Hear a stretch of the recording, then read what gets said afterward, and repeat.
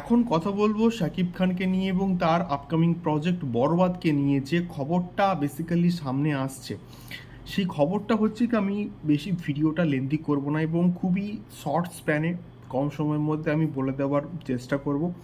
তো বিষয়টা হচ্ছে শাকিব খান সম্ভবত, আমি বলছি এখন অবধি আমার কাছে এক্স্যাক্টলি কিন্তু ইনফরমেশনস নেই যে তিনি বাংলাদেশে ফিরে গেছেন। তো মোটামুটি সম্ভবত তিনি বাংলাদেশে এই সপ্তাহের মধ্যেই হয়তো ফিরে যাবেন এবং ফিরে যাওয়ার পরে বেসিক্যালি অক্টোবর মাস থেকে কিন্তু বরবাদের শুটিং শুরু হওয়ার কথা।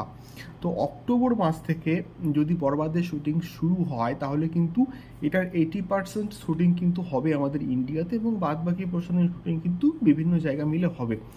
তো তিনি অক্টোবরের ফার্স্ট উইক বা মানে ফার্স্ট উইকের মধ্যে হয়তো তিনি ইন্ডিয়াতে আসবেন এবং সেখানে কিন্তু তিনি এসে বরবাদ সিনেমার শুটিং স্টার্ট করবেন এবং এই খবরটাই কিন্তু বেসিক্যালি সামনে আসছে।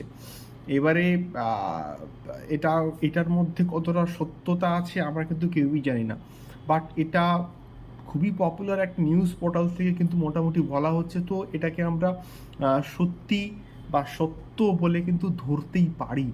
তো এইবারে দেখা যাক।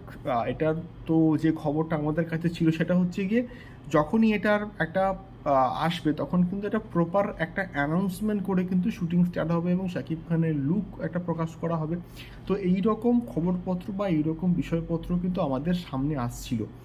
তো এইবারে দেখা যাক এটার অফিসিয়াল অ্যানাউন্সমেন্ট বা অফিসিয়াল কোনো রকম পোস্টার রিলিজ করে এটা অ্যানাউন্সমেন্ট করা হয় কিনা, আমরা অপেক্ষায় আছি।